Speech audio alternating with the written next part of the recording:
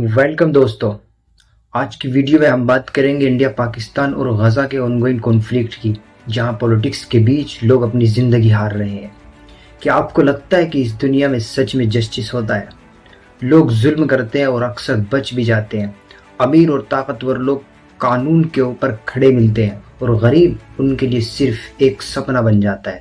दुनिया के legal system हर मुल्क में अलग है, लेकिन एक चीज कॉमन है, इनइक्वालिटी। पावरफुल लोग करप्शन करके बच जाते हैं, इनोसेंट लोग जेल में साल भर पड़े रहते हैं बिना किसी सबूत के। कभी जात पर, कभी रिलीजन, कभी पैसा, यहाँ पर जस्टिस बिकता है। लोग कहते हैं कि justice delayed is justice denied, लेकिन सच ये है, इस दुनिया में जस्टिस सिर्फ डिलेड नहीं होता, अक्सर तो मिलता ही नहीं, और जब मिलता है तो बिक चुका होता है। अभी रियल एग्जाम्पल आप देखिए, कश्मीर, गजा, पैलेस्टीन, सीरिया, जहां मासूम बचपन बारूद में जल गया और दुनिया सिर्फ ट्वीट करके चुप हो गई। Rape victims, acid attack, survivors, human trafficking के शिकार इन लोगों को इंसाफ कोई नहीं दे रहा दोस्तों। और कभी कभी तो इंसाफ मिलने से पहले ही मौत आ जाती है, लेकिन यहाँ कोई जस्टिस नहीं मिलता। जब एक माँ अपने भूखे बच्चे को रोटी नहीं दे पाती, जब गोलियां सिर्फ सैनिकों को ही नहीं मासूम को भी छेड़ जाती हैं, तो सवाल उठता है, क्या इंसानियत जिंदा है? Recent example, Manipur rights India 2023। एक लड़की के कपड़े फाड़ के पब्लिक में घुमा दिया गया, लोग वीडियो बनाते रहे और मंथ्स तक अरेस्ट तक नहीं हुआ। क्या इंसाफ सिर्फ वायरल होने पर होता है? बिलियनर क्राइम्स, अमीर बिजनेसमैन लोग टैक्स छुपा लेते हैं, बैंक स्कैम करते हैं और फिर भी उनको बेल मिल जाती है, पर एक गरीब चोरी करे तो सीधा जेल या पुलिस के डंडे। इन सब जालिमों की हुकूमत गरीब लोगों पर चलती है और ये अमीर लोगों के तलवे चाटते हैं। ये सब इस बात का सबूत है, जस्टिस दुनिया में अक्सर पैसा, पावर और पॉलिटिक्स का गुलाम है। जुल्म, करप्शन, इनइक्वालिटी, ये सब नॉर्मल बन चुके हैं। मजलूम चीखता है लेकिन कोई सुनता नहीं। कानून लिखे जाते हैं ताकत वालों के लिए और तोड़ दिए जाते हैं गरीब के लिए। लेकिन इस्लाम का जस्टिस सिस्टम न सिर्फ इंसाफ देता है, बल्कि वक्त पर बिना भेदभाव के देता है। चाहे वो राजा हो या गरीब, सब अल्लाह के कानून के आगे बराबर है। द कुरान सेज, यकीनन अल्लाह हुक्म देता है इंसाफ करने का। जब दुनिया का सिस्टम फेल हो जाता है तो लोग कहते हैं कोई इंसाफ नहीं मिलेगा, लेकिन इस्लाम का सिस्टम में इंसाफ सिर्फ वादा नहीं, एक जिम्मेदारी है। यही तो फर्क है दुनिया के कानून और अल्लाह के हुक्म में। अभी रिसेंटली अपडेट इंडिया पाकिस्तान पर ही देख लीजिए, कैसे मासूम लोगों की इस कॉन्फ्लिक्ट में दोनों कंट्रीज में जाने जा रही है। 22 अप्रैल 2025 पहलगाम टेरर अटैक, मिलिटेंट्स ने जम्मू एंड कश्मीर के बाईसरा वैली में टूरिस्ट पर फायरिंग करके 28 सिविलियन को मार दिया। ये लोग सब मासूम लोग थे।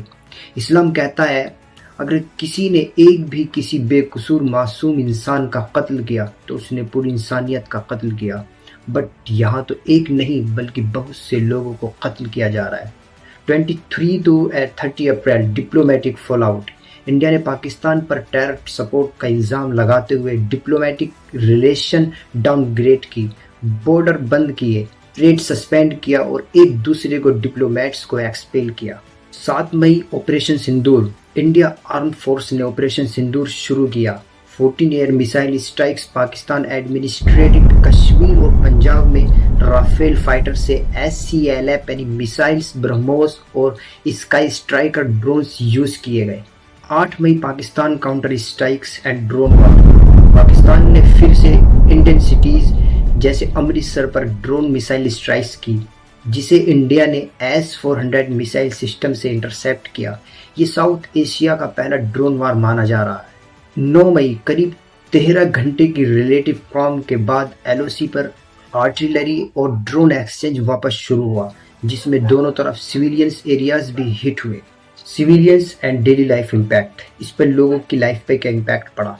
नॉर्थ इंडिया और पाकिस्तान, पंजाब में airports band, IPL Pakistan super league matches postponed, school colleges छुट्टी पर और ट्रेवल डिस्ट्रप्शंस हुए। 2025 के करंट इंडिया पाकिस्तान कॉन्फ्लिक्ट में टोटल 78 लोगों की डेथ हुई है, दोनों कंट्रीज को मिलाकर।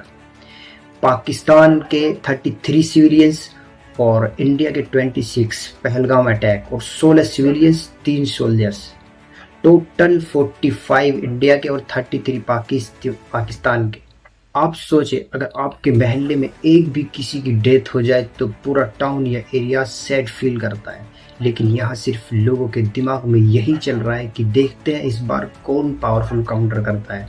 और शायद आप लोग गजा के हालात भूल चुके हैं, वहाँ के हालात ऐसे ही हैं जैसे पहले थे। गजा हेल्थ मिनिस्ट्री के मुताबिक 9 मई 2025 तक पैलेस्टीन में 52,787 लोग शहीद हो चुके हैं। WAF एजेंसी विकिपीडिया के लेटेस्ट फिगर के हिसाब से 7 मई तक टोटल 53,253 पैलेस्टीन शहीद हुए।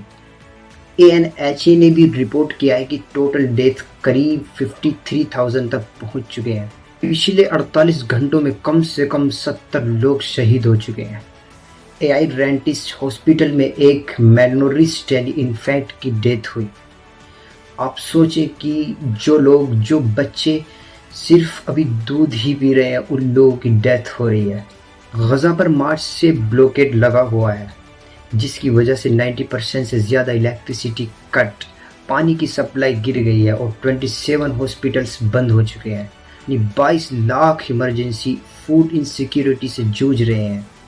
यानी 22 लाख लोग जो है इमरजेंसी फूड इनसिक्योरिटी से जूझ रहे हैं। उन लोगों को बहुत सी मुश्किलों का सामना करना पड़ रहा है। दोस्तों, आज की डेट में गजा की हालत बहुत ही सीरियस है। बच्चों की दर्द भरी कहानी। UNICEF ने कहा है कि जो नए तरीके से मदद एड बनाती जा रही है उससे बच्चों की तकलीफ और बढ़ सकती है। उनका कहना है कि गजा के जो ब्लॉकेड हैं, मतलब हर जगह से रास्ता बंद कर दिया गया है, उसे तुरंत खोलना चाहिए वरना छोटे बच्चों की जान खतरे में है। UNHCR का अलर्ट। AP न्यूज़ के अकॉर्डिंग कुछ लोग एक नए प्लान यानी गजा ह्यूमैनिटेरियन फाउंडेशन के थ्रू मदद देने की सोच रहे हैं, लेकिन UN एजेंसीज ने इस प्लान को खतरनाक बोला है। वो कहते हैं कि इस तरीके से लोग और भी ज़्यादा मुश्किल में आ सकते हैं। UN का कहना है कि सिर्फ UNRWA जैसे न्यूट्रल बिना किसी साइड लिए लोग ही सेफ और सही तरीके से मदद पहुंचा सकते हैं। US इन्वॉय का स्टेटमेंट। अमेरिका के एक रिप्रेजेंटेटिव ने कहा है कि मदद पहुंचने में इजराइल डायरेक्टली इन्वॉल्व नहीं होगा, सिर्फ सिक्योरिटी चेक करेगा, लेकिन अभी तक सीज फायर आग बंद करने की बात आगे नहीं बढ़ाई है। दोस्तों, आपने देखा कि पड़ोसी देशों में कितना ज़्यादा जानो माल का नुकसान हुआ। इंडिया, पाकिस्तान में, गजा में सबकी ज़िंदगी पर क्या बुरा असर पड़ा, लेकिन याद रहे इंसानियत सबसे बड़ी ताकत है। हर एक जान की कदर करो। अगर किसी का दुख दर्द तुम तक नहीं पहुंचता है तो सोचो अगर वो तुम्हारे अपने परिवार का हिस्सा होता तो कैसा लगता। दूरियों के बावजूद हम सब एक ही इंसानियत के परिवार के मेंबर हैं। उनके लिए दुआ करो। अगर तुम मदद कर सकते हो तो डोनेट करो, वॉलंटियर्स की सोचो, अवेयरनेस स्प्रेड करो। एक छोटा एफर्ट भी बहुत बड़ा फर्क ला सकता है। हिंसा से हासिल नहीं होता, बातचीत, समझौता, इंसानियत की जुबान ही हमारी असली जीत है। मैं आपसे रिक्वेस्ट करता हूँ वैसी इंसानियत दिखाएं जो हम इस दुनिया में देखना चाहते हैं। दिल से दुआ, हाथ से मदद और ज़बान से अमन का पैगाम, क्योंकि जब हम सब मिलकर इंसानियत को उठाकर रखते हैं तभी सच में अमन मुमकिन होता है। Thank you so much for watching this.